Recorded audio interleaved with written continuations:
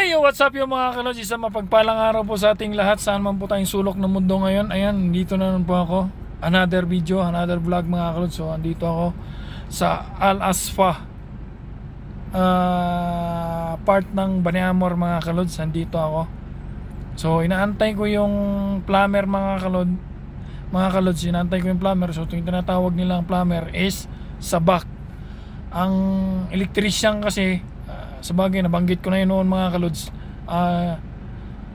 Karabay ang tawag nila sa electrician dito. So inaantay ko lang, pakita ko sa inyo yung bahay na pagdilibiran ko. Sana ito yun.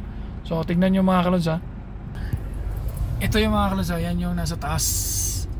5 door yan mga kalods. Yung isa 3 doors.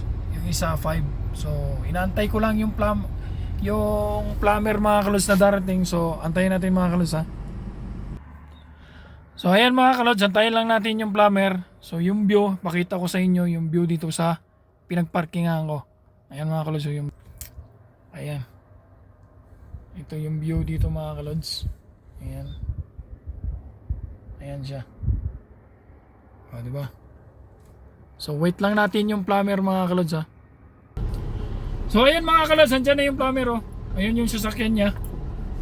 Kasi ito pala yung bahay sa taas mga kalods. Ayan oh. Limang palapag. O, ayan mga kalods ha.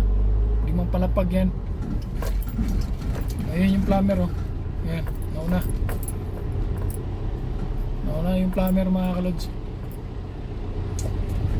Ito yung daanan. Hindi pa simentado. Ayan mga kalods. Ito yung saan ba? So ayan mga kalods, nakita nyo na yung sasakyan ng plumber, yung plumber, electrician din yun eh. So ayan mga kalods, kung nagustuhan nyo to, follow and thanks God. God bless mga kalods.